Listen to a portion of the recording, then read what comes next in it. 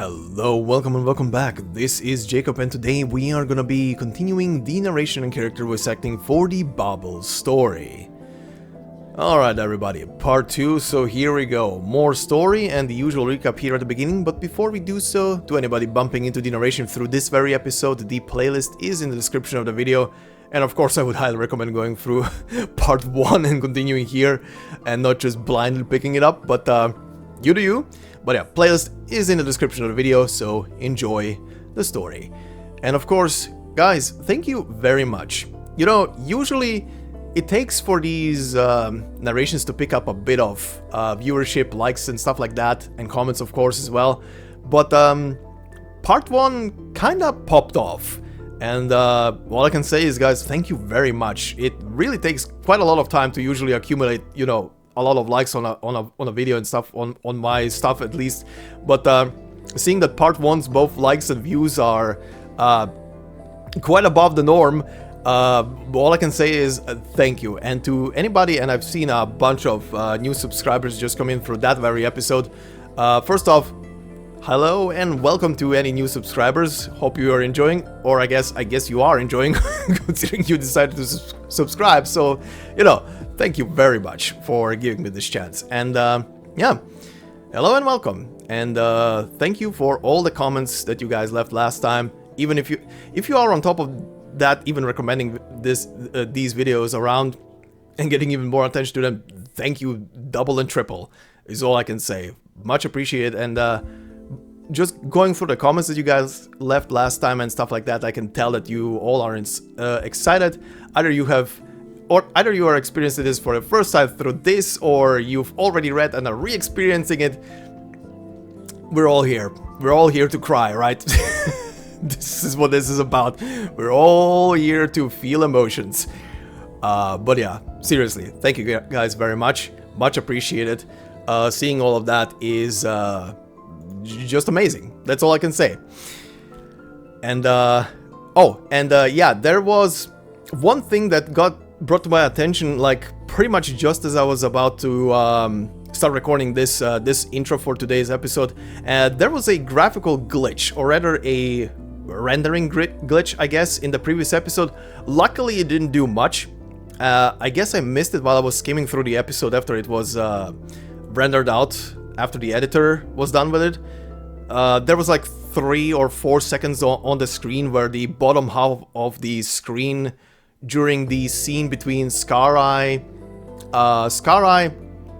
Theresa and Theresa's on top of the furnace, pretty much bottom of the screen just went like, how to best describe it? Like you took a painting and you threw turpentine on it. Funny enough, the text was still visual. The text was still there, just literally the background got all smeared. No idea what happened.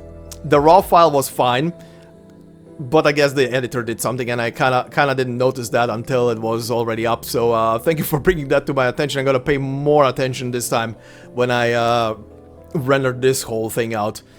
But luckily nothing else happened, so there you go. Didn't see it one time, sadly.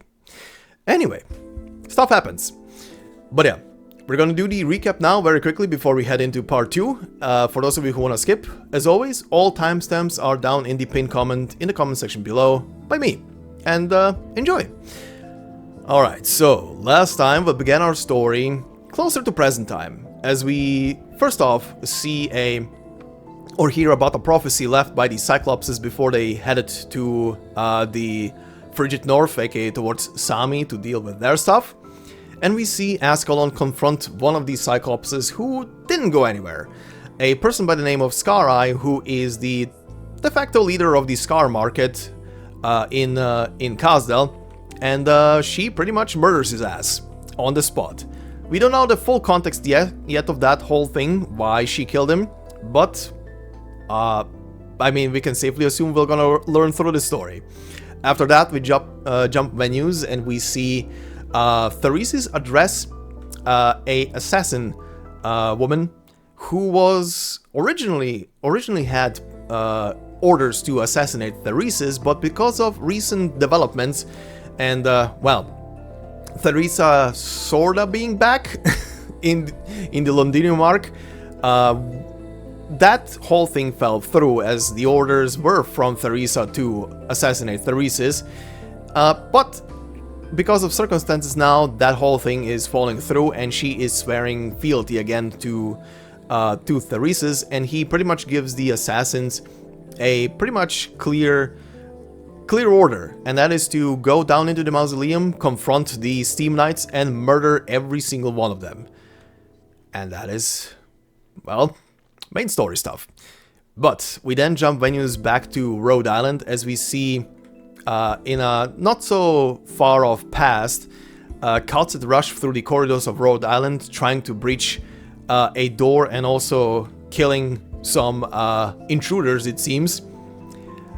But after she breaches the door, she encounters a grisly scene, as in the room on the floor she sees a bunch of corpses, essentially a bunch of people who have all died in the room.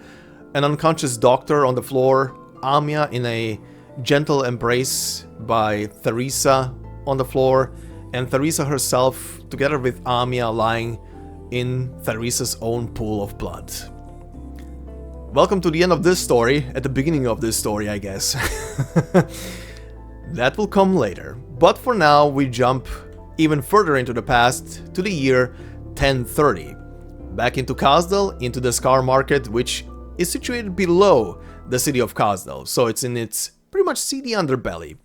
As we see a Sarkas being delivered there by another Sarkas, pretty much being sold into slavery. But Theresis appears and lets the guy free and challenges the other people present, including the slaves that he freed alongside the other one there, to challenge him to a fight. Meanwhile, our guy who he freed first goes to the surface, goes back home into Kazdel itself, and changes his name because of how lucky he was to good luck. But meanwhile, back in the seedy underbelly, Theresis, after he finishes his bout with whoever was there at the Scar Market, the survivors pretty much get a reward, but at the same time get also executed by the command of the leader of the Scar Market, Scar Eye, as he doesn't want to have anyone stepping out of line down there. But before he gave that order, he had a conversation with Theresa, as the military commission of Kazdel is being brought slowly into the fold now. Around this year, Theresa is there to recruit Sky-Eye to become Scar-Eye, to become one of the de facto leaders of the military commission. Later, we see how beautiful Kazdel looks with its furnace in the middle, and a year after that, we see the formation of the military commission. As a council is being held, we see the appearance of many people that we will get to know eventually. We see the Banshee representative, Lakermalin, as I'm gonna be pronouncing it because I have no idea if that is the correct one or not. That seems just to be a broad, completely thought up name, but anyway.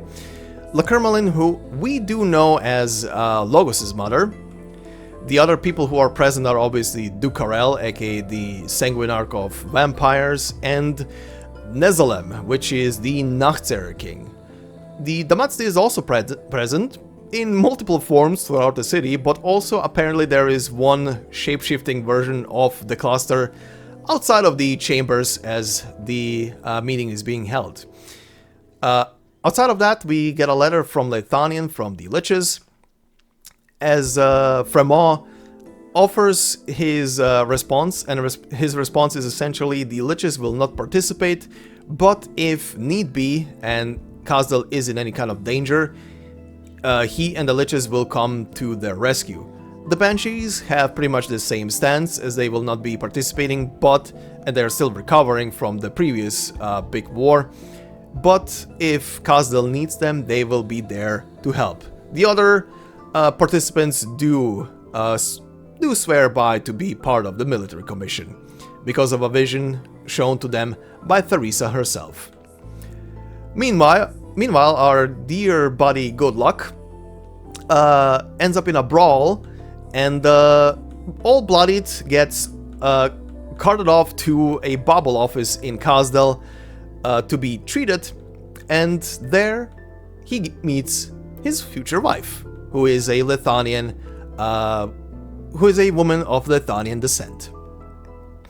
After that, we see some developments. Sometime later, we see that the Lithanians themselves are in pursuit of Kazdel itself, as they have rediscovered where the city has been all these years, as they do have a mobile city now and they're cruising around. Our dear buddy Good Luck and his wife had a kid, who we then later see and learn that his name will be Oda, as named after his mother. And further events seem to be happening through the city, as the Lithanians have been sending in people to essentially sabotage the city through the Scar Market itself, as they're trying to bribe the leader of the Scar Market with money to sabotage the engines of the city. But he has his other plans, and he doesn't like what is going on, tossing the poor guy who came to negotiate into the furnace itself. After that, we do get to see the child of Good Luck and the woman from Babel interact with another young boy that we do know as a big boy. Manfred's younger self appears in the story finally, and the two of them are searching for, or rather he is helping search the young Oda for his parents, as they are all heading out together with a bunch of other Kazdelian soldiers, essentially, to confront the Lithanians who are in pursuit of Kazdel itself. Kazdel, however, is gonna be using a catastrophe storm, or rather two catastrophe storms, to disappear essentially from sight, while the combined forces from Kazdel, the Banshees and the Nazir are gonna be confronting the Lithanians. The Lithanians do slow down their pursuit because they are shitting their pants of the catastrophe storm, and as they are slowed down and a bit crippled as well through the combined efforts of them, the forces of Kazdel, which are being led by Theresa and Theresis, do decide to go back to Kazdel itself, but they are being caught off at the beginning through both catastrophe storms approaching. But as the two storms are clashing, a pathway between the two of them seems to open that is a safe passage, and as the two of them are leading a procession in, they find a young girl blocking their path, as Theresis is trying to grasp the girl in the storm. She stabs him in his hand, and as they exchange a couple of words, it becomes apparent that the girl itself is, well, feral, for a lack of a better word. She has been growing up in the wilderness by herself, and doesn't really know how to properly even talk. But through her interaction with Theresis, she seems to want to come along, and as he is trying to coax her to tell him if she has a name, she obviously doesn't, and he names her Ascalon. A part of the prophecy, it seems, is being fulfilled.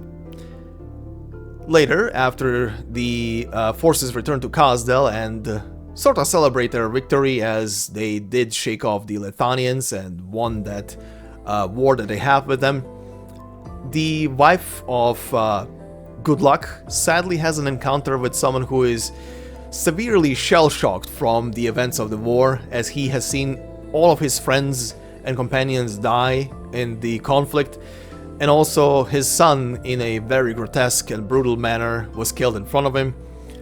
And as he realizes that the doc who is treating his wounds is someone from Lithanian, he murders her, essentially, in pretty much absolute confusion and not realizing who he is even attacking. Later seen being completely deranged to the point of just talking to his children, like to his child, like he's still alive and there and with him in the same room even. But he does get persecuted by Theresis, and that is his pretty much end after that. Later, we see a mini interaction at Babel as a new class for the students is supposed to be held. Theresa is there with young Ascalon, and Theresis is also present.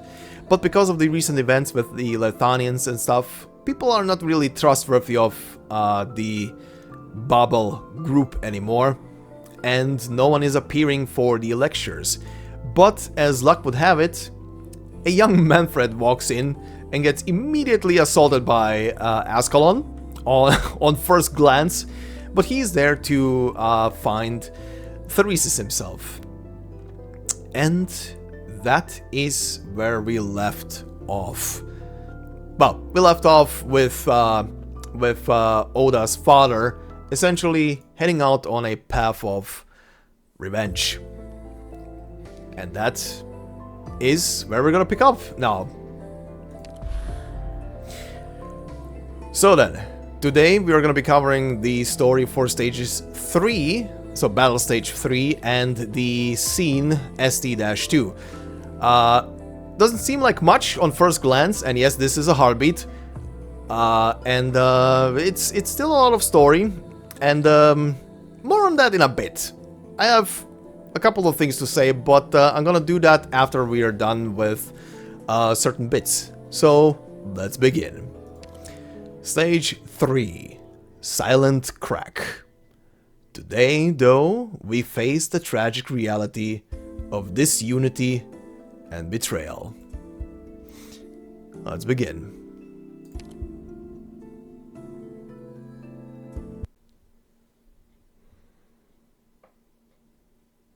Eight years ago, summer, the year 1086. Residential district, the nomadic city of Kazdel, Kazdel. Remember the promise we made at the beginning of the lesson? Good. Keep your voice low when answering, and don't tell anyone about the classes. Reitanga has been teaching you about our history for the past few months. As for myself, I've been struggling to decide what to teach you in our last lesson. Mathematics, language, agriculture, weapon making? What I've come to realize is that whatever I teach you won't truly change our lives. We've lived silently in despair for too long. The war 18 years ago never ended. The ghosts of Lethanian's fleet continue to hunt those who experienced that war. Many died in despair, drowned in the fear of war and of being consumed by the black rocks that grew from their bodies. But our instincts draw us to seek a way to overcome despair.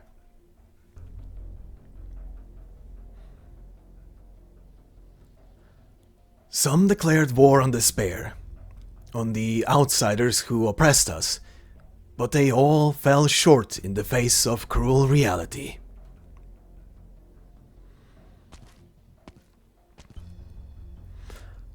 Came to see the contracts. I've never seen a more motivated mercenary than you. Are you trying to buy a mansion in Colombia or something? One should feel lucky just to be alive for so long. In that case, I suppose your name is well deserved. I heard a bunch of jobs came in lately. Anything good? There are eyes on and in the city now. Things didn't turn out too well for the last few who took these jobs. It's Babel stuff. Are you sure you want to be part of that mess? Yeah, I trust my luck. Have it your way. There's a teacher in town who's been saying good things about Babel's outsiders. Someone is willing to pay to shut him up for good. Will do. I look forward to your surprises.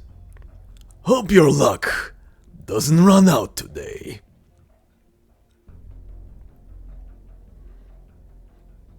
The nomadic city of Kazdel, Kazdel. It has been a while since good luck came back. The city has changed a lot. People come and go. He's familiar with the words Babel and military commission. There are always people fighting over things that he does not understand. He does not understand why the Sarkas feel the need to fight one another. He takes out a photo of the target, a mild-mannered young man. The triangular marking on his sleeve seems familiar. A teacher spreading praise about Babel's outsiders, inciting opposition against the military commission. Sorry, your luck just ran out today. Should be around here. Wait, this place... He's been away for a long time, but not long enough to forget his home. Oda's home. Oda, you should not have gotten involved.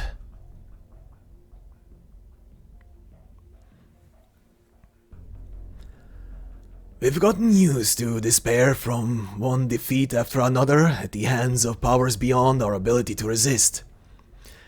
But we need to convince ourselves that our despair was not self-inflicted, that it stemmed from an obvious source in our lives. That is what Babel has become for people in this day and age. It was Babel who brought the enemies. It was Babel's medicine that worsened our empathy. It was Babel's education that sapped our will to resist. It was Babel who deluded the king of Sarkas and tricked us into giving up on collecting the blood debt from the outsiders. Babel is the source of all our despair. I see some of you nodding. No doubt you've heard the same from your parents. In desperate times, people often mistake hearsay for the truth. But is it the truth, though? Were our lives better without outsiders in Kazdel? Don't take anything at face value. See, think, and find your own answer. Yes, it's hard to leave Kazdel. The land outside is full of danger. Even making it to the border of the next country is no small feat. But I'll still leave this place. I'll go to Lethanian, Columbia, Casimir's, to anywhere that I may find a way to change things. Then I'll come back and teach you, and all the children of the Sarkas. What will happen to Babel, you ask? The future of Babel...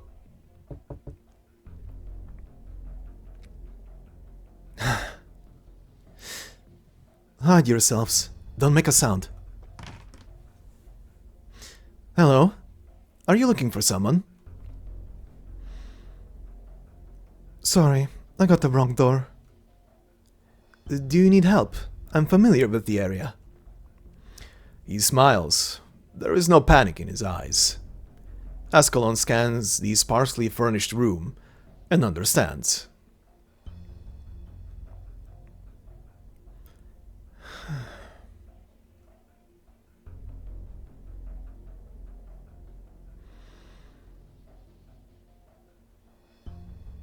Do you live here on your own? Yes. My name is Ascalon. I'm from Babel. Thank you for sheltering him, but you must leave. Be careful. These are troubled times.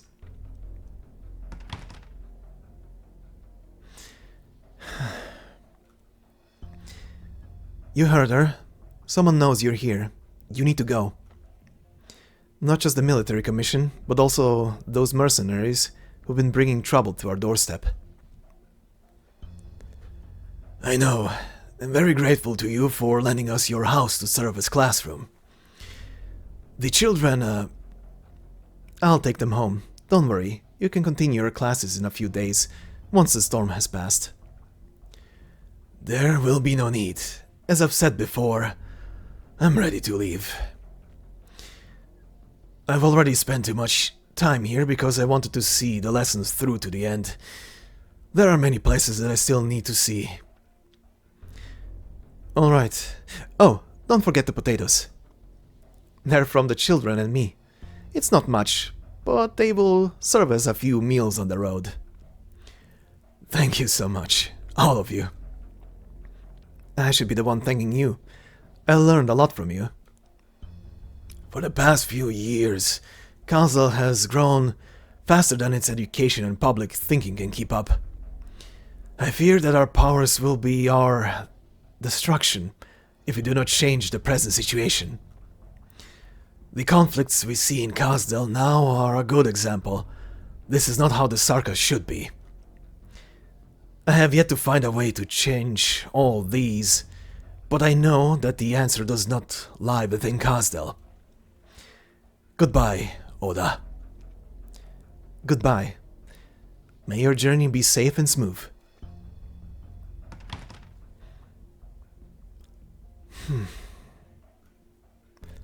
Oda watches as the teacher disappears around the corner, but does not go in. He does not remember when it started, but he has the habit of sitting by the door, waiting for a familiar someone to return. Then stirs the dust from the streets, and the dust stirs up his tears. There is not even a shadow. He gently closes the door.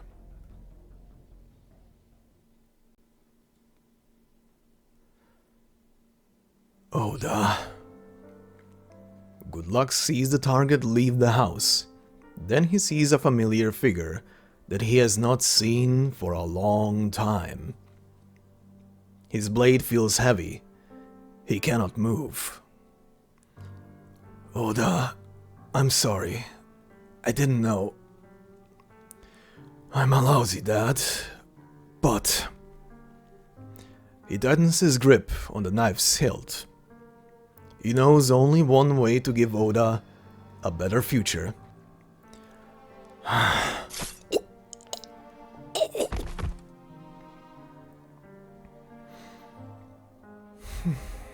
Another one. A mist shrouds a corpse in the corner of the street, erasing all traces of its existence.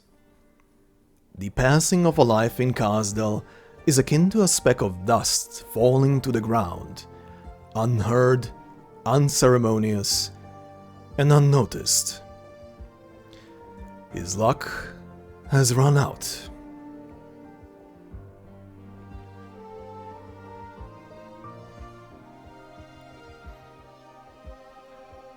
How long do you plan on hiding there, Manfred?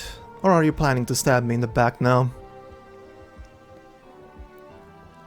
Another mercenary. How many have you killed? Didn't see the point to keep count. You could kill 1, 2, 100 even. But can you kill every single mercenary who accepts the contract? They just want to remind us that we've been complacent with the status quo for far too long. Using the lives of Babel members as a reminder? To remind whom? He made a promise to Her Highness.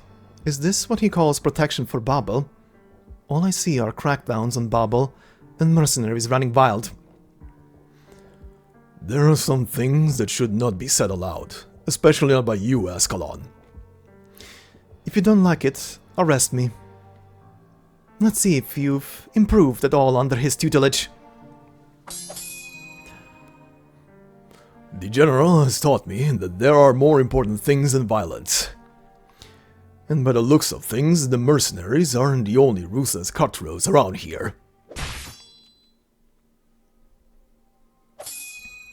Stop dodging if you dare. I'll prove to their highnesses that I can beat you.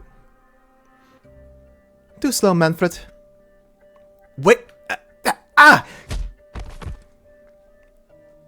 You're dead. Again. Get up. Don't need you to tell me. Footwork, Manfred. And Ascalon, stop going for his head all the time. This is the most effective way. It's his own fault for getting hit. If he can't dodge it, he has to learn to take it. You're right, Ascalon. But why did you stop? We didn't tell you to. I can take it, Your Highness. It's not over yet. Huh? I hit. Your Highness, I hit. Did you now? Let me down, Ascalon! Don't hurt him, Ascalon.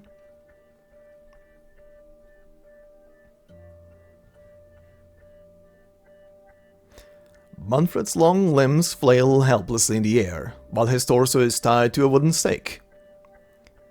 How did you do it so fast? Got my inspiration from the way Her Highness sews. Manfred wriggles to break free, but the more he squirms, the tighter the ropes hug him. He cannot understand how Ascalon can be so strong and fast when she looks as thin and frail as him. Let me down! Look, I won again!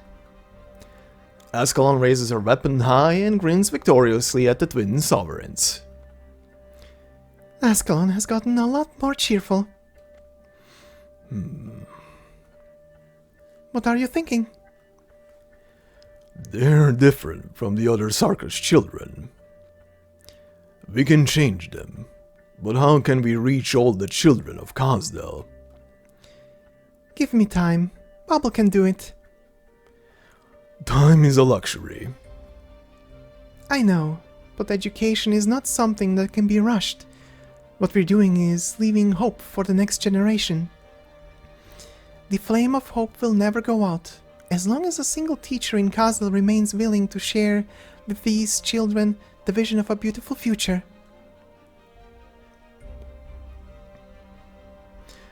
Theresa casts her eyes towards the two children, full of hope for the future. Well, are you going to admit defeat or not? No, let me down. We're not done. I'll let you down when you admit defeat. No way! I'll unbind you, Manfred. Thank you, Your Highness. Whoa, why am I flying? Your Highness!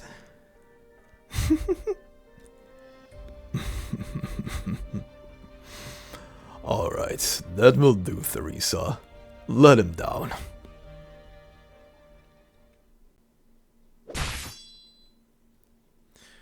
You've improved, but Theresis hasn't taught you everything he knows. You were always a fast learner, but ever since you left the General, you've been nothing but unadjusted and lost. He is disappointed in your departure, by the way. I may not be as good with words as you are, but at least I don't just ignore the insults against Her Highness Theresa. Do you really know why Her Highness is so dedicated to Babel's ideals? Do you really know why the General hasn't openly denounced the attacks on Babel? You should have talked to him, rather than turning your back on him. I turned my back? You're the ones who turned your backs on Her Highness and the voices of so many. It's Theresis who has turned a blind eye to the mercenaries' acts of violence and the damage they've caused Babel. This much I know. The General has allowed it precisely because he can't ignore the voices of the majority. If the fate of the Sarkis is doomed to fall into the abyss, what's wrong with using more effective means to prevent it? So that's what you truly think? It's what most of us in Kazdel think. It's not that I don't trust Her Highness, anyone can promise a better future. But we can't ignore the reality before it. Isn't it crueler to use violence to force a child to shake hands and make peace with the murderer who just killed his father? Say whatever you want. I'll keep my hands off the military commission, but if you try to act through the mercenaries, then my job is simple. No mercenaries, no more problems. Ascalon! If you have the time, go visit Her Highness. I've never seen her so tired. A puff of mist is the only sign that she was ever there. Manfred looks down and wipes away the blood slowly seeping out of his chest. He sighs and turns into the empty street, only to spot the deceased mercenary's effects. Someday, we will all understand. It was never Her Highness or the General who made the choice.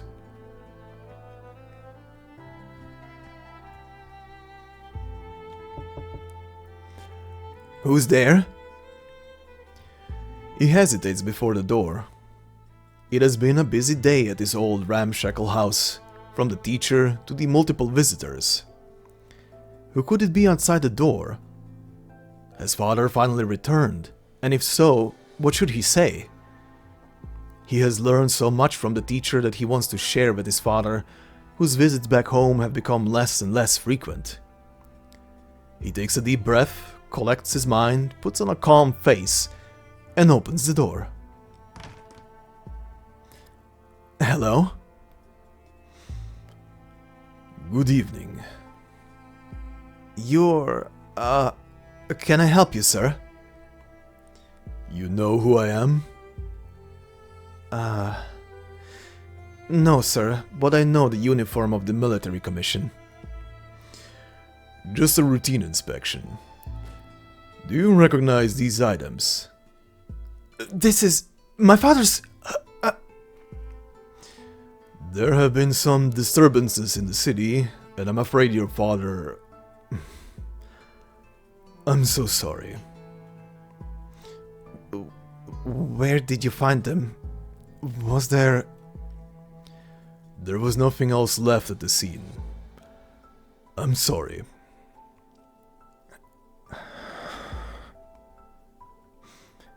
What's your name? Oda. If you need any help... No, I'm very grateful that you brought these back. It's been a long time since I last saw him. This is enough. I don't have to wait anymore. He's not coming back. Do you have family? Or friends you can count on? I can take care of myself. Besides, we see things like this every day in the city. No? I'm sorry I gushed, sir. I just feel like I know you somehow. I'm sure you're busy. I won't keep you any longer. My condolences.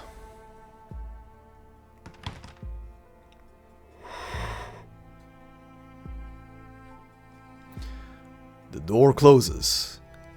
Vanfra can hear the sound of sobbing coming from behind the door, but he doesn't feel sorrow. Not anymore. Oda's right.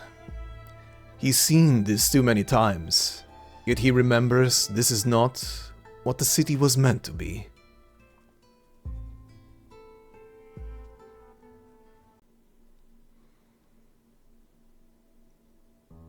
The nomadic city of Kazdel, Kazdel.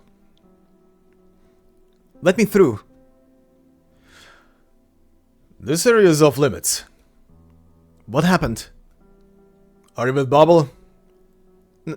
No. Then it's none of your business. The wall of royal court soldiers prevents Oda from passing. But he sees several familiar crying faces in the scattering crowd.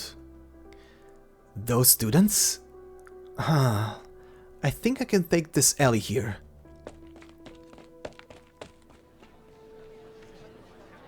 Excuse me, do you know what happened?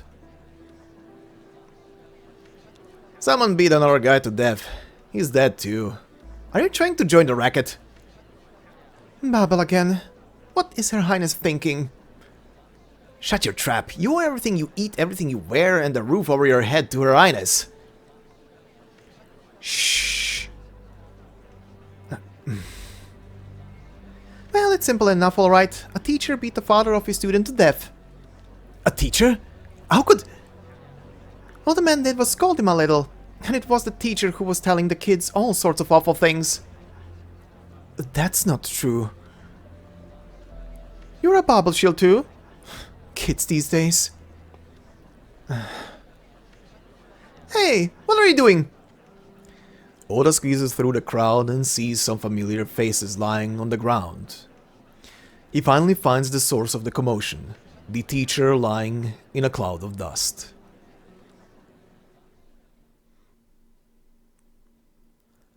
Teacher, what's going on? I didn't mean to hurt his father. Hang in there, I'll find a doctor. No. Over there. Him? Oda looks in the direction that the dying man is pointing and sees an injured child crying by the lifeless body of his father.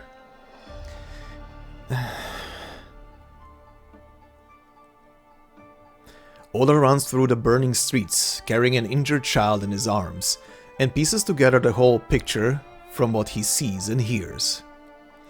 It began when an agitated teacher accidentally killed the agitated father, before he was set upon by the angry crowd and fell in the dust of the streets. The turmoil dragged everyone in, civilians, Babel, mercenaries, even the military commission. Like a chain reaction, clouds of dust were stirred up in various corners of the city. It wasn't until artillery from an unknown source blasted through a wall of Babel's office building that the royal court troops finally quelled the riot.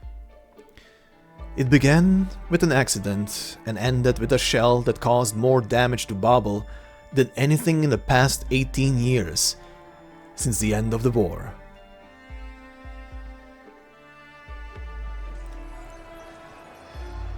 The kid is hurt and needs a doctor. Don't make me do this the hard way. Whose side are you on? Babel? The military commission? Neither. I just need to get him to a doctor. Now get out of my way. My dad. It's too late for him. I'm sorry. Go, but don't trust outsiders so easily, Sarkaz. Not in this chaos. Thank you. Oda can feel the child's breathing grow weaker as he continues on his way. Running through the streets, he seems to feel someone brush past his shoulder, but sees no one.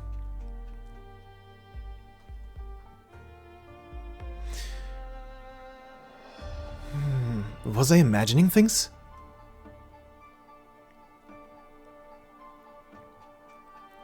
Stop right there! Don't step closer! There are patients inside! This kid needs medical attention now! But, oh, I didn't think there were anyone still willing to bring patients here. Alright, I'll take it from here. I'll try to give you some extra medicine before we leave. Leave?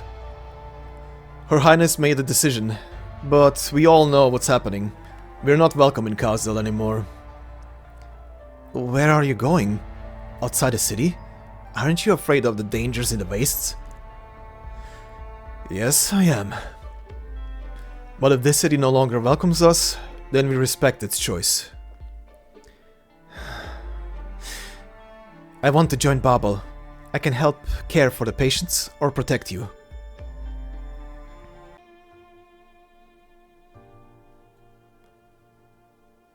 Is this the one who started the whole mess?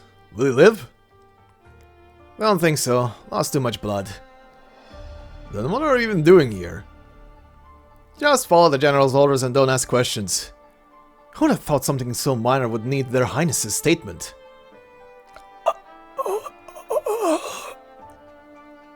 Is he trying to talk to us? There's nobody else around. Probably just seeing things before he dies. No banshee would sing an elegy for such a sinner. It's dangerous. Go. They can't see me. My arts hide my presence. Who are you? A student. I came from far away, following in the footsteps of my mother, to find answers in this wandering city and her two rulers. You find I'm afraid the city doesn't have the answers ready yet. But I found you. The ideas that you advocate were very interesting. I was with you when you taught those children in that basement, learning about the city and Babel. Of course, no one noticed, except Ascalon. The boy has been brought to Babel, where his injuries will be treated. Do you regret your end? No. The boy defended me. He understood what I tried to change. I am sorry about his father. I sympathize. It was not your intention to cause this tragedy, but fate has played a cruel joke on you. I hear crying. It is your elegy, calling your fading soul to the other side. Fear not, hesitate not. The myriad souls welcome you with open arms. Let my song take you beyond. Thank you. The young banshee's song soothes the mind of the dying man. The gentle song echoes through the crowded streets of the city. Banshees respond to the song of their young kin, adding their voices to the harmony. It is an elegy that commemorates the passing of an ordinary Sarkas. You were talking about the future of Babel in the lesson, but you didn't get to end. What were you going to say? I believe that Babel will die someday. I hope I'm wrong.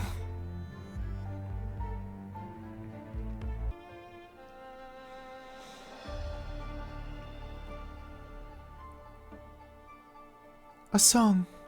Another Sarkas is passed on in the turmoil. There is no longer any place for Babel here. I will lead them and leave the city. Theresa, we love you, all of us. I know, but Babel has no choice. But if you leave...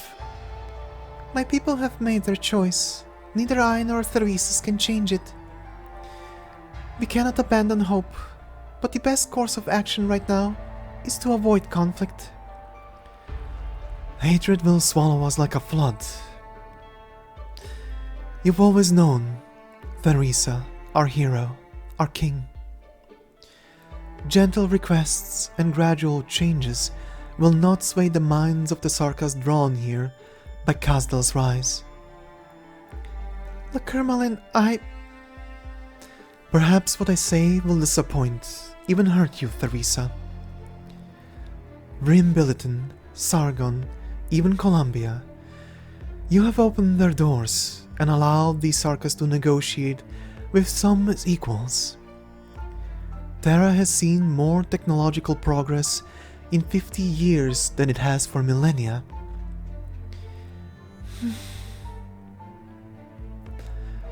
But we were too slow. Despite the incredible changes you've brought to Kazdel, they haven't been enough to bear the fruits of true transformation. Even if I, too, believe that the fruits of spring are near. Is this the stance of the Banshee Court, Lakermalin? I'm just a mother who came to see her boy off, Theresa. I respect his choice, and there will come a day when he will speak for our royal court. But that day is not today. I know you love him. You haven't allowed yourself to age since he was born. Athanel was a miracle to me, and to all banshees. The day he was born, I became loath to age with time. I have preserved my appearance at the peak of my beauty. I wish to remain eternal in his memory. My life is finite, of course. It's only the facade that never changes. I know what your highness is thinking. You never expected your dream to come true in this generation. You see yourself as the soil, and it's not the soil's due to witness the flowers bloom. Even if the two of you have to give everything to nourish the soil.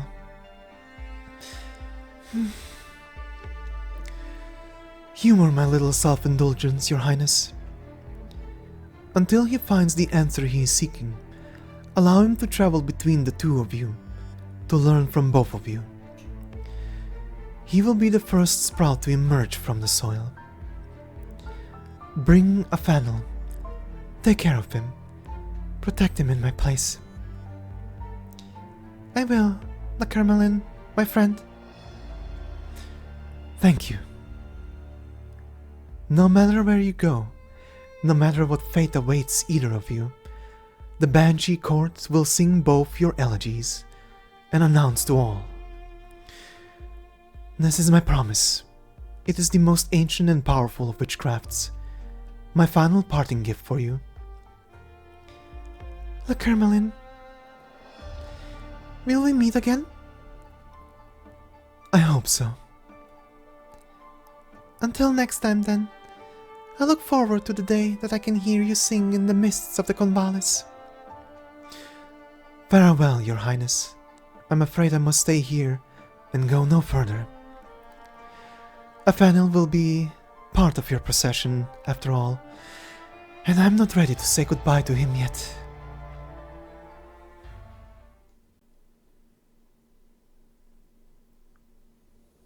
Two days later.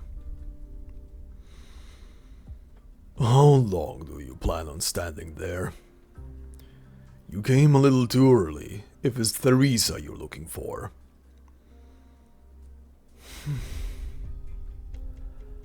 I didn't think you would have the courage to come to me, Ascalon. Why? Do you mean why wouldn't you have the courage to see me, or why I banished Babel? You've seen Manfred? Yes. Did you do it?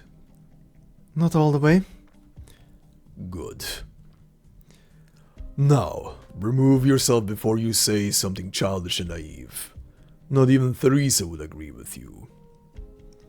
Or you could choose to stay. You don't have to explain yourself. After all, you never formally joined Babel. Her Highness needs someone to protect her. She is more powerful than you think. And I agree with you even less, Master. I suppose I should take that as a no. You and Manfred are my best students, yet both of you have your fatal flaws. Your talents in combat are peerless, but what do you truly believe in? Your Highness... Impatience. I said what you truly believe in, not me nor Theresa. You still don't know what you seek, do you? To protect? That's just empty, self-deceptive sentimentality. When you're unsure of your path, you merely project your motivations onto vague ideals. I thought about it carefully. Perhaps. Then follow Theresa and protect her, but don't blindly adopt her ways. Think for yourself. Manfred found his answer long before you did. The next time we see each other... Never mind. Go, Ascalon. There is nothing else for us to talk about now. Ascalon falls to one knee, then turns to a mist that closes around Theresa's. The mist trembles and disperses, leaving behind only a stone knife in Theresa's hand. He recalls the day that he snatched the blade from the child in the catastrophe. You were too cold to her, Theresa's. It's a time of parting. You could have shared your mind with her. She has never been adept at expressing emotion. Ask her teacher. You're better than me at reaching the teenager side of her. Do you really have no faith in her choice? She's welcome back at any time. Manfred remains too complacent in his training. He needs someone to challenge him, a goal to work towards. I'll tell her. I wish she would come back too. I know. If we cannot resolve a minor conflict like this, the next one could escalate into a full-fledged civil war. If it comes to that, all we have dreamt of for a century will be for naught.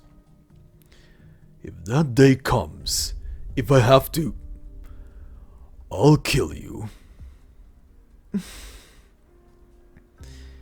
Babel is ready. We will leave with those who are willing to follow. You've always kept them close. Yes, because they need me. I need you too. Kazdel needs its king. Theresis.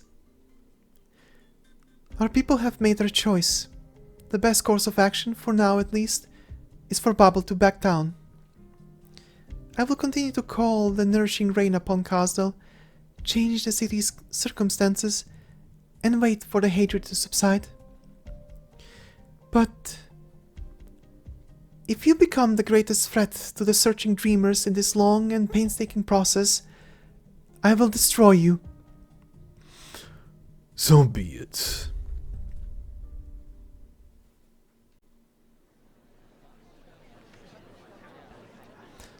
Mercenaries and royal court soldiers lined the streets, holding back the restless crowd.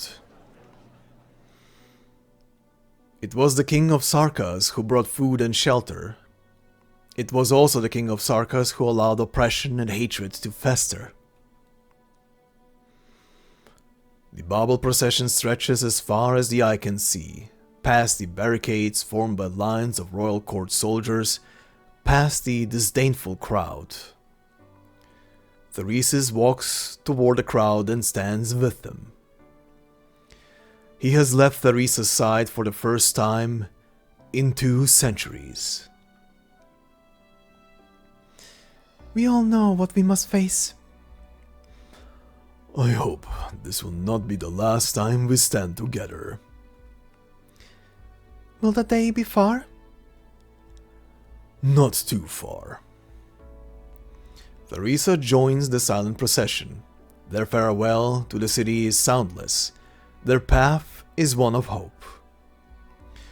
Then something occurs, enough to silence the restless onlookers and momentarily halt the procession. The cursing and crying cease. Every eye turns to a single, poignant scene.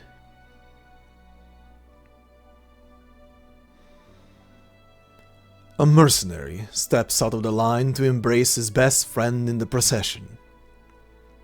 No one can hear the whispers exchanged between the two friends by the ruins of Babel, but all are willing to wait and give them their moment of farewell. A farewell between the people and their city, and between two peoples of the same blood. A young Sarkas, who has lost everyone he holds dear, walks in the procession without regret. He remembers walking the same path, leaving the city in search of his parents with his older companion many years ago. Dad, I believe that there has to be another way than war.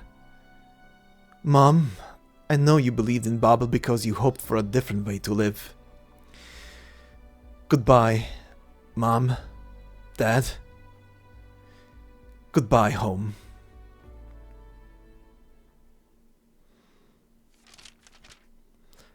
For Theresa's eyes only. I have heard of what happened in Kazdel and share your sense of loss. The city holds special meaning to us all. But Babel need not drift on the wastelands, for I have located the ship I previously mentioned in Rimbilliton. The excavation went smoothly, and the ship's basic functions have been restored after 2 years of work. It will carry the hopes of Babel into the future. Please wait for me, Theresa. P.S. I did find it on the ship. A legacy that could bring upheaval to this land. Given its importance, I feel it is crucial to discuss this matter with you in person. With hope, kal'tsit.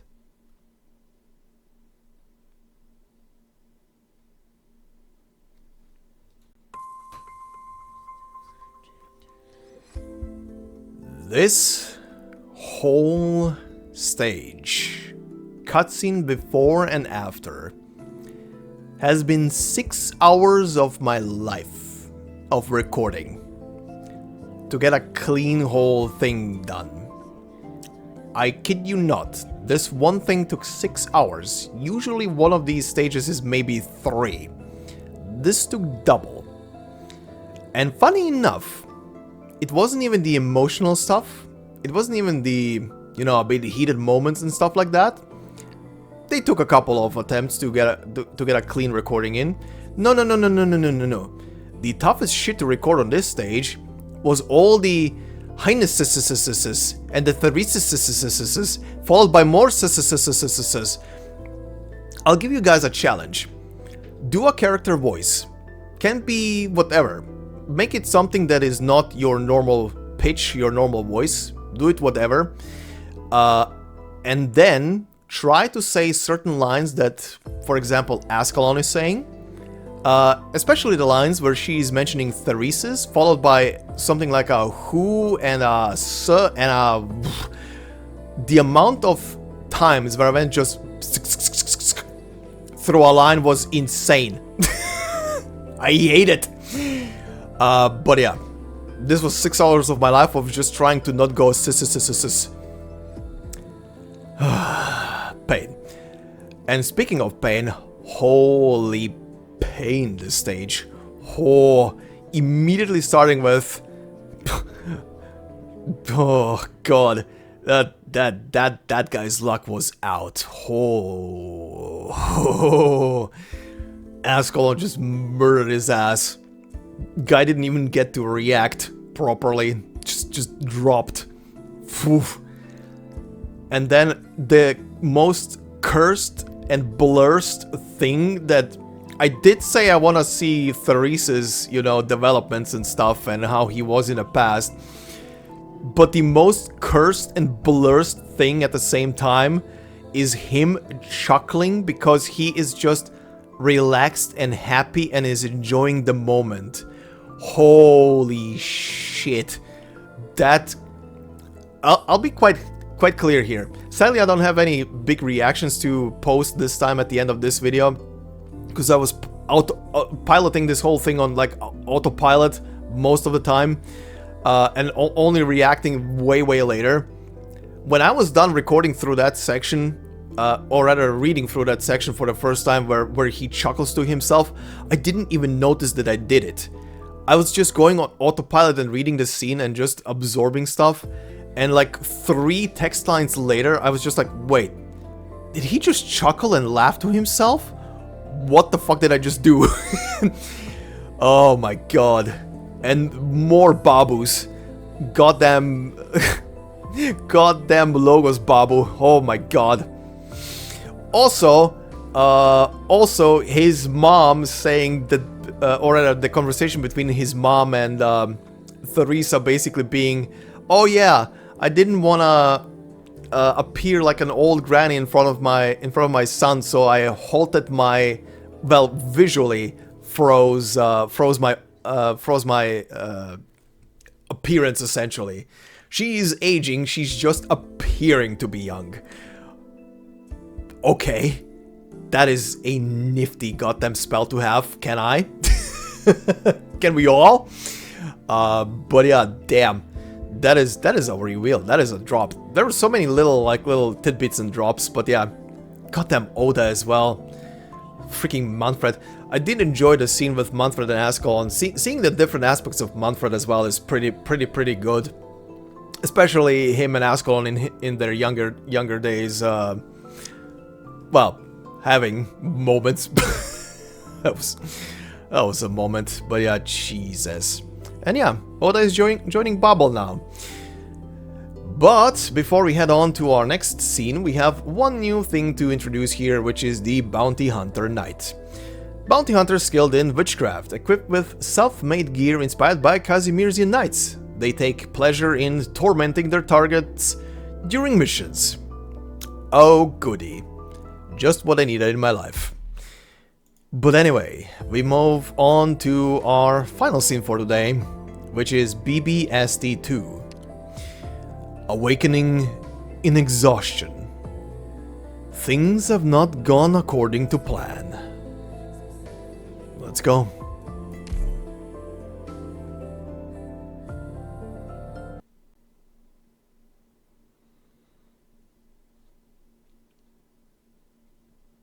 I prepared a gift for you, Jacob. What do you hear? This is... Do you remember? This is the polarization form when AMA-10 was born. You said you found a rhythm within its waveform. Of course, I added a little personal touch. I adjusted the direction of the planetary's tracks array to capture different echoes. The harmony is derived from the lingering neutrinos of extinguishing stars. As for the orchestrator, I used the gravitational folds left behind when the ship sailed through the Stargate. Oh, I knew you'd like it, Jacob. The universe is singing. Even at this moment, it's still as touching as ever. But this violates the norms we set ourselves, Priestess. These facilities should have kept operating on the present path. The stars are losing their color. This world no longer has norms, doesn't it? This place will fall silent soon, almost like we've never been here. Come, walk with me, before the silence comes. I hope we'll get to see this world's future with our own eyes together, Jacob.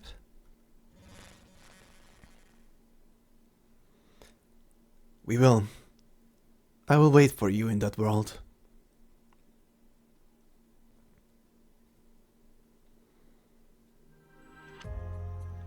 "4 years ago. Summer, the year 1090. Rhodes Island of Babel, Kazdel. Finally done retrofitting the electrical wiring. Now we're gonna be able to withstand any impact. I think. How dare kal'tsit making me work 48 hours non-stop. Once all of this is over, I'm gonna tell Her Highness on her. Confirmed within the landship's communication range. Signals clear. The mini bases you hit around are great closure. Of course. Not even Her Highness has seen anything this handy. Is their so-called research finished? The energy surge caused by the last couple rounds almost got Rhodes Island to stall. I'm still reinforcing the landship for the next impact. You know how much I racked my brain to cover up the landship's movement? Like, what if the military commission spies caught wind? Relax. I've already eliminated all our targets nearby. Just focus on your preparations. Scout, report. The infiltration mission is complete. I'm sending the intel back to Babel. What's the situation inside the city? Not much has changed over the past few years. Not many catastrophes. Very little movement. Our situation is not very optimistic, actually. If the military commission continues to shrink our strategic space... Let's trust Her Highness and Dr. kal'tsit. You're right. They spent so much time preparing for today's experiment just to turn the tide. Right, Scout, have you gotten your hands on the equipment I was keeping at my place? I've already entrusted it to a messenger to take to Babel. Awesome. With the secret weapon kal'tsit that I knocked out together, we'll definitely crack that air control system on the ship. I'll rendezvous with the messenger and confirm the package's risk level before bringing it to the landship. We have been investigating the agent behind our missing engineer too. The threat against the landship hasn't been fully eliminated yet.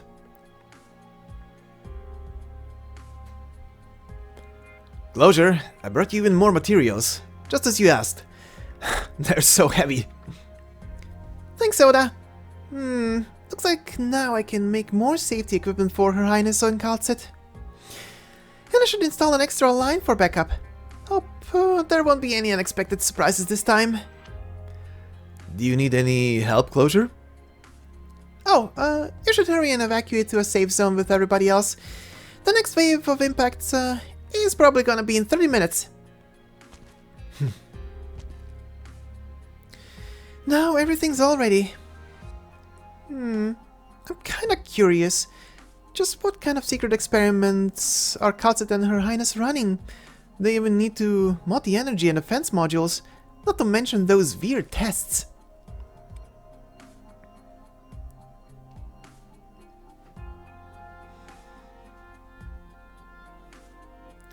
There is no one with a better understanding of Originium. If you want to solve the suffering caused by Originium, there is no better candidate for the job. The news you bring is always so surprising, even for the King of Sarkas. Are those devices really still working? Are you confident about the resurrection? The vast majority of life forms on Terra can't resist corrosion that spans such a long stretch of time. The Terra we see today is no doubt a miracle, and so are you, Theresa. But in the past, the whole solar system revolving around the sun was insignificant in their eyes. You seem a little tense, but also a little anxious and nervous. Is there anything else that worries you? Yes, but I can't tell you. It's okay. Sorry, I shouldn't have distracted you. Focus. I can feel it. kal'tsit. You love this name, don't you? I've forgotten almost everything else about those days. But I still remember how, in the distant past, somebody gave me this name. kal'tsit. That was the last time we ever met. kal'tsit, I do not have much time left. Search for traces of life, search for hope and a future. kal'tsit, go find your own answer. Find yourself.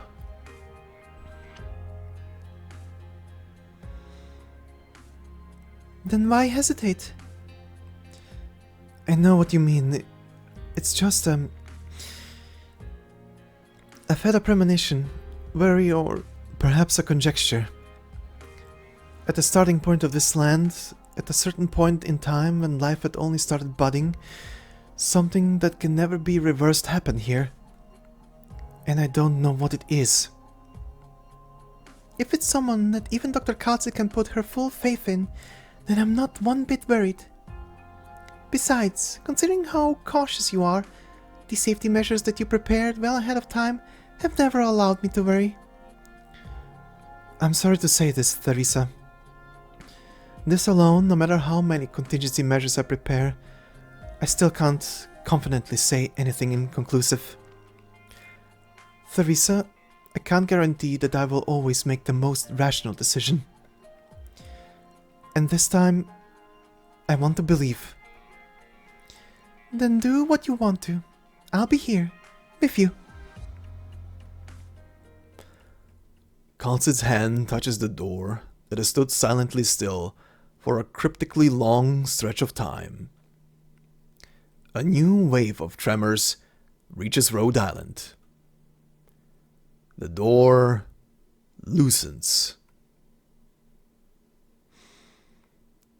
Originium will become the beacon condensed by our civilization.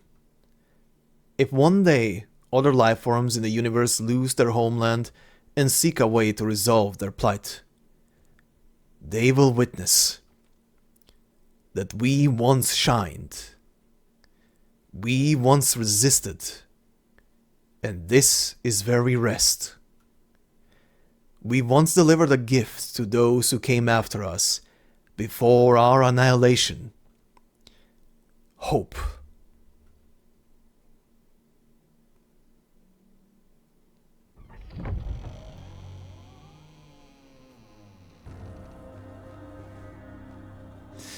In an unknown language.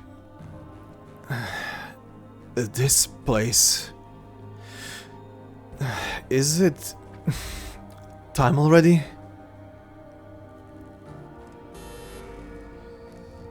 Warning. Unknown power activated. Warning. PRTS access detected. Warning. PRTS access PRTS access reset complete. Administrator permission confirmed. All communication module channels open. Communications receiver module overclocking procedure completed. Search. Preserver. No signal. Search.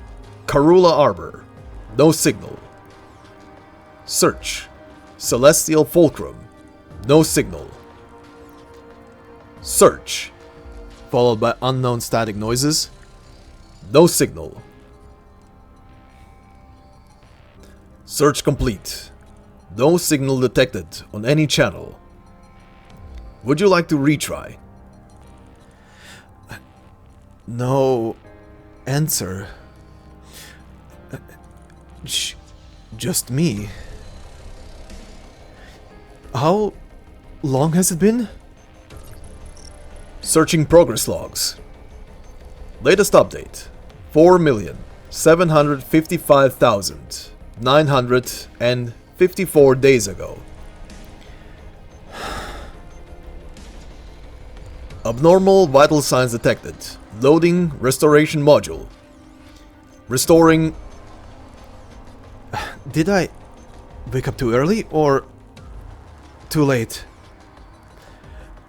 What stage has Originium reached? Searching Originium inspection history data. No response. Originium inspection module is disconnected.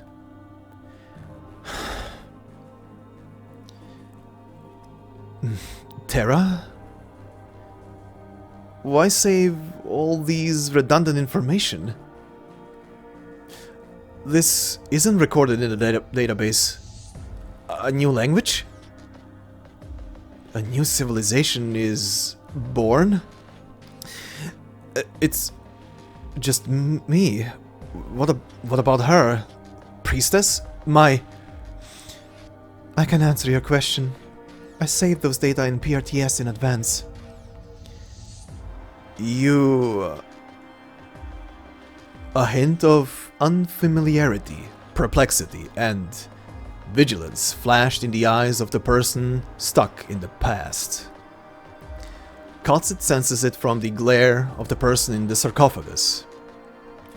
Likewise, Theresa senses Kal'tsit's nervousness. Wait.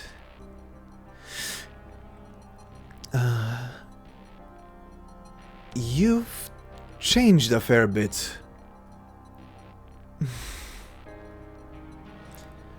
The person inside the sarcophagus feels like they have just woken up from a short dream. The life form that bid them farewell prior to sleep is still here, by their side. But you've never left.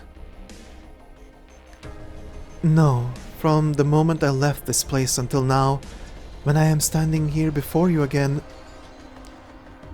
I have wandered for thousands of years. However, I have never forgotten the question you left me. Kal'tsit waits uneasily. She needs to make sure. She needs to make sure that her hope has not gone through some kind of horrible change.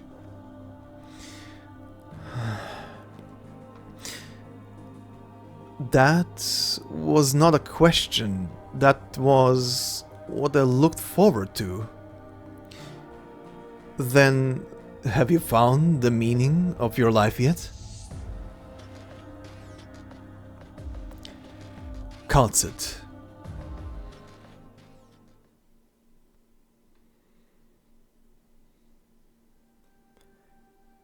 Discovering the meaning in the continuation of life, it's a path that I will have to keep walking. You still remember?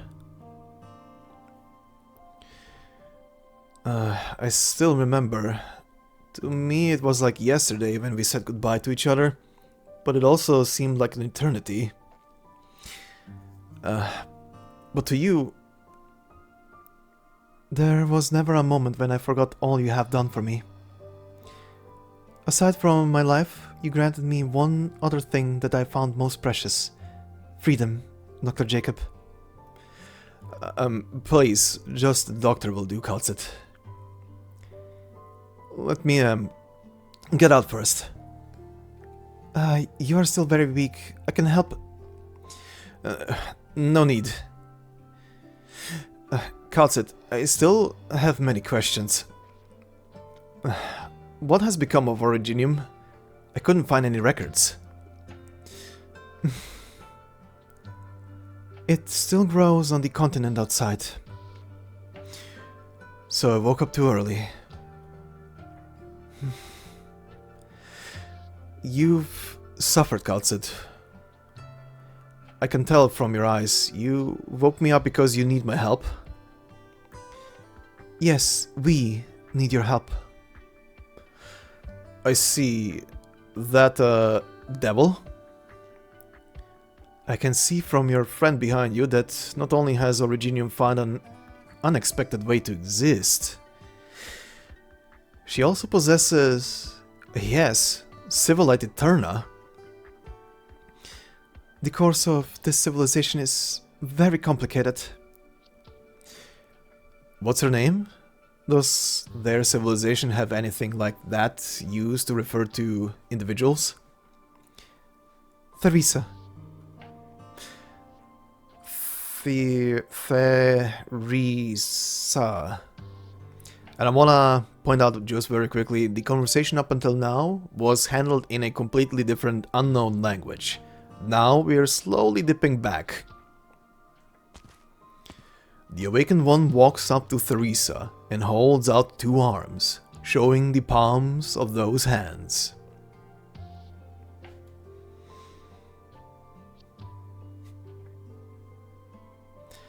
Theresa extends her hands to lightly hold the hands of the one from the past. The doctor feels warmth. Yes, Theresa. This is the moment two civilizations make contact with one another, yet Theresa can see sadness in the eyes of this doctor from eras long gone. And she feels no warmth from the hands she's holding. Originium and you together. You speak our language? I learned from records, not hard. Unbelievable. I was thinking about learning your language. kal'tsit said... My world is lost. Languages of the past should stay in the past. I am curious about your kind. You found and even entered civilized Eterna. I want to ask you everything about your civilization. That's the only way I can find traces of my world, the world of the past. I understand. Doctor, is that how you say it? Please forgive me. Keep holding my hands. I will show you. The doctor cannot help but be attracted to the eyes of this creature that looks like a devil. Through her eyes, the one who lost a world sees life.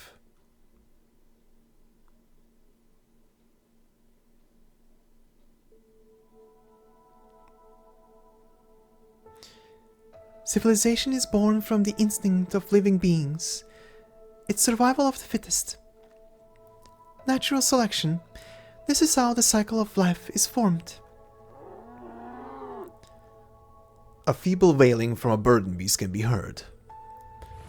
A burden beast accidentally fell beneath the ice, pushes a small cup up from the water with its head.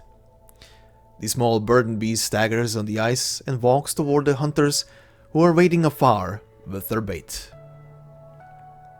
It's coming this way, get ready! The hunter grabs the starving burden beast cup before the ice cracks underneath them. Good. At least we managed to save one. Rebellion. Going against our survival instinct is the catalyst of our civilization's evolution.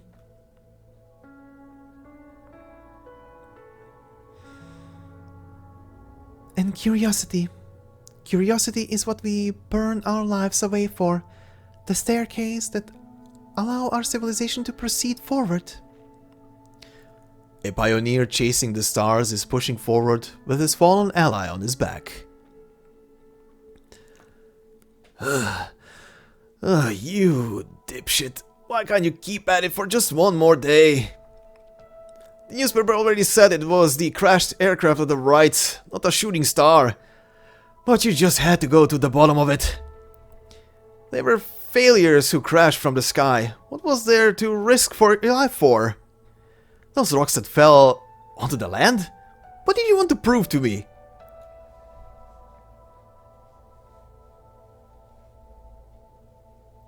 I too once saw with the black crown the sun getting engulfed, with darkness shrouding the whole continent. But even in its darkest hour, there were still those who tried to light up the night. It's still black. The sun is really dead. The sun's been dead for too long. We gotta save it. If the sun doesn't live, how are we going to hold our tail thickness contests? But how? We climb the tallest mountain and raise a torch up high to light it back up. What if our arms get tired? Then we'll build a statue of me, and my statue will hold the torch up instead. Good idea! We can build my statue next to yours to hold up another torch too. Then, if your torch goes out, my torch can light yours.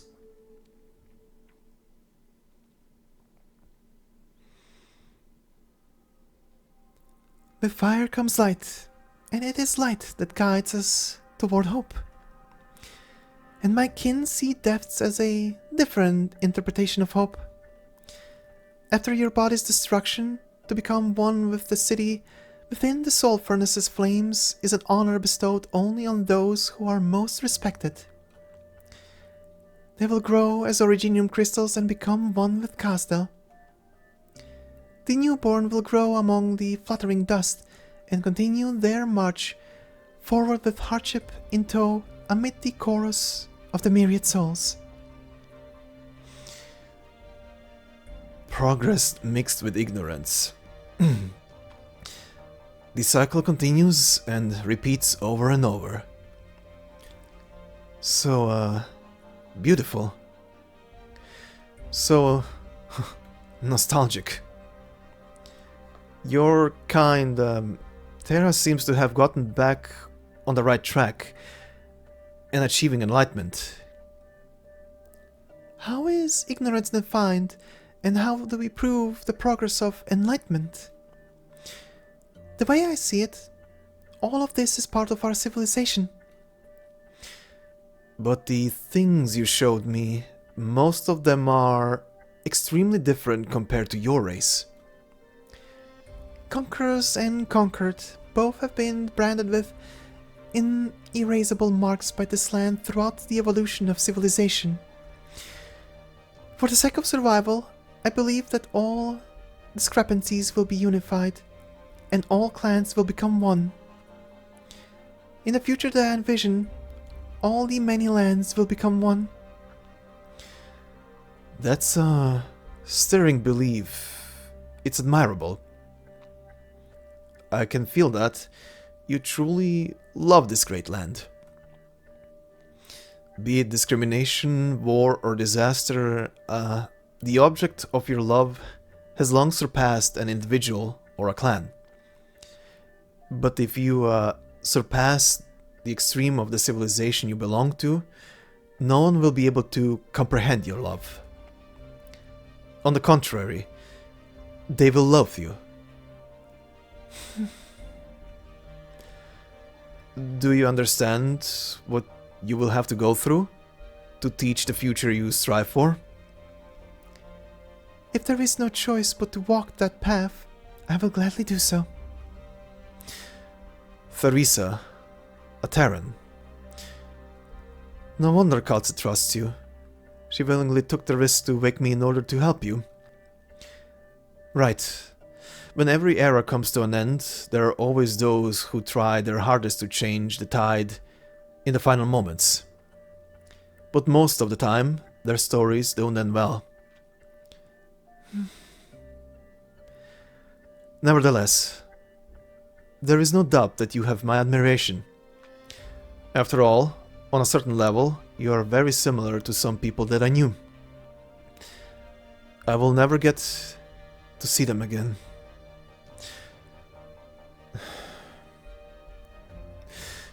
Perhaps I'll need some more time to get my thoughts in order. But no matter, I think I should listen to what you two have to say first. What do you need me to do?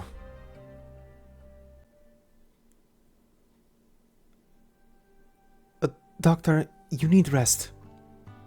I'm fine. Kal'tsit, she's giving me lots of surprises, but on top of that, she's giving me even more challenges. Oh, sorry, I mean confusion. I still don't have a very good grasp on the Sarkar language. I saw a lot of unexpected things in her. Surely you did too. I made enemies with her, came to know her, began to understand her wish, and finally admired her responsibility. That black crown shared with Theresa the long history and experience it bears, and she too slowly gained foresight that no other can attain. I felt perhaps this would be our best chance, with her, with Babel, and with Terra. With Terra. You two are part of this great land now, kal'tsit. I hope you will take this journey with us too. Right. I envy you, and I trust you, kal'tsit.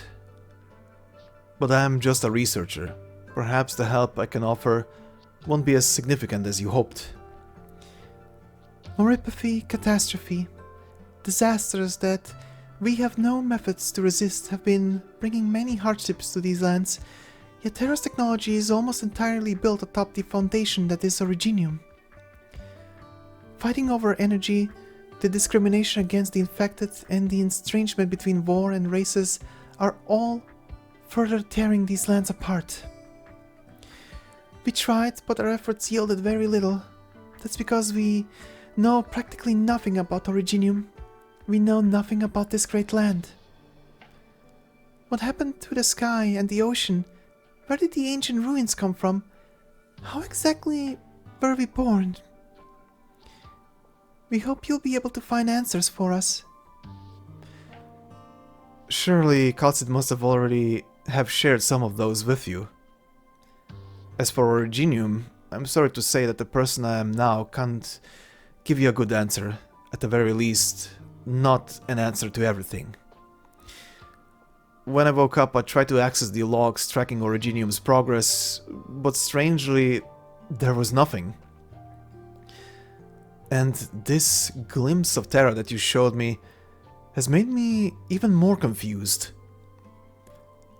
The development of Originium has taken a completely different turn from what I expected. I need some time.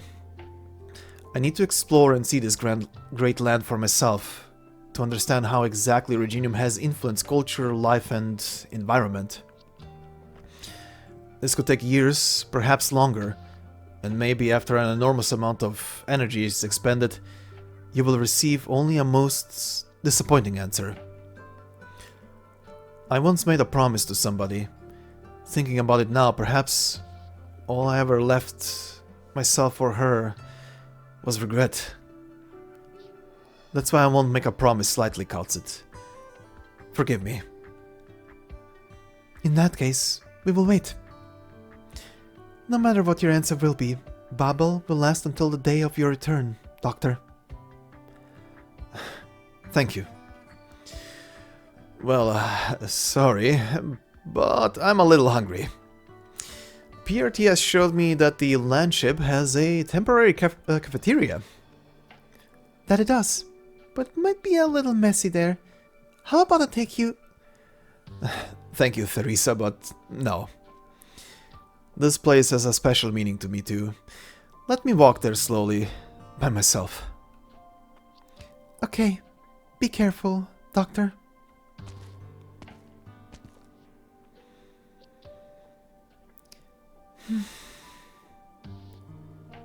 The awakening has given the Doctor a lot of pressure, but it would seem this one is quick to adapt, and much quicker than expected. The Doctor wants to learn all there is to learn about Terra. A quick learner too, it seems. If the children were like the Doctor, perhaps they would have the chance to master even more languages and travel to so many places across Terra. Theresa, you should go back and look for the others. There should be plenty of Babel affairs that need the chairman herself too. Theresa? Kal'tsit, there's something bothering me. Maybe I'm overthinking it, but I want to tell you.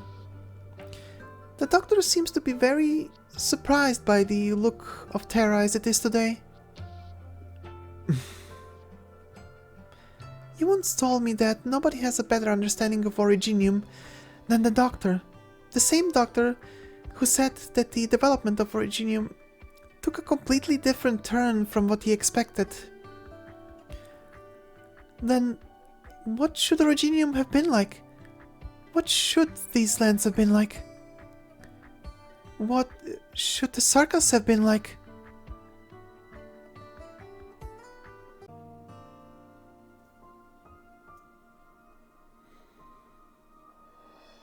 Is the Doctor ready to depart? Right, the Doctor applied for a transport, some defensive weapons, and nothing else. The Doctor stated an intent to avoid combat zones. Alright, we'll just abide the Doctor's wishes. Your Highness, I would like to follow this Doctor of ours. Considering the background involved, I'm worried. Ascalon, have you ever left Kazdel? Left? If we count how I once chased a quarry and left the area where I was when I was small, then I most certainly have. That doesn't count. Go, follow and protect the Doctor, but do not interfere. I will keep a close eye. No, Ascalon, calm down. I don't want you to keep an eye on anyone. I want you to go out there and see how the people in other lands live. This is a great opportunity. How they live? Outside our homeland, neither war nor suffering is part of people's daily lives. Food, fashion, arts, culture, we could have so much. Many of us know this fact, but even more of us choose to ignore this fact, because most of the time we don't have the freedom to choose. Don't give me that look, Ascalon. Listen to me. At first, you followed me because you opposed Theresa's measures. But what about after this division is over? What will you do then? What will be the next stop for the countless Sarkas who share the same idea as you? That's why you need to take a break from the war and see the sights beyond your homeland. See the life that we should have lived. If that is your wish. It is. Have a safe trip.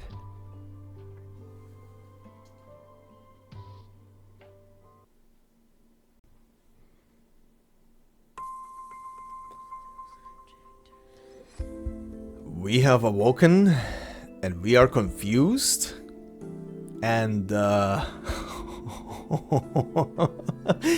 where do I even begin with this one? Huh. Stuff.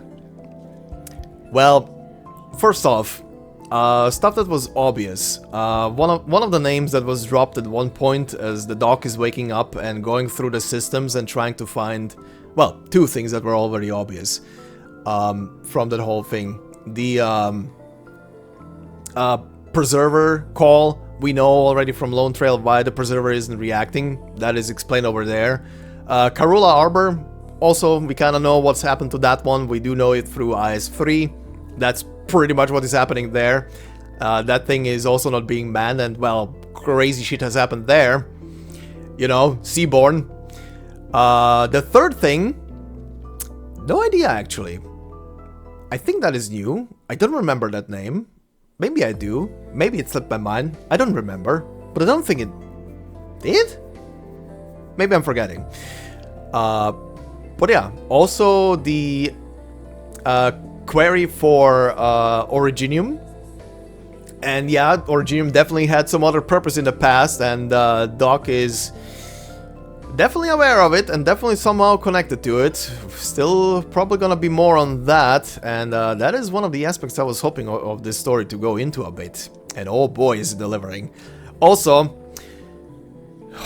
the opening scene for this cutscene, my god.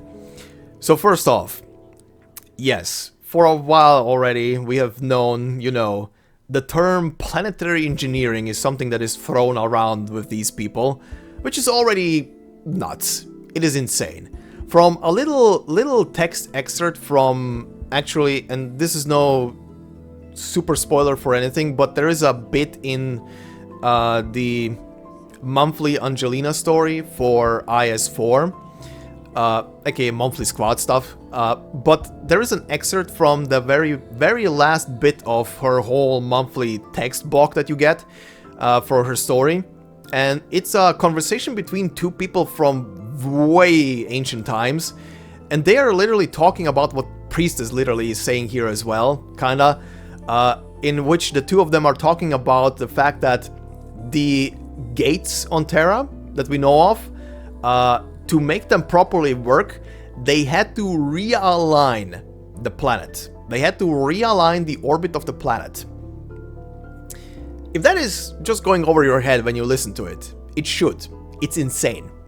The technological level of these people is insane. Absolutely insane. Like, it's like, imagine if, I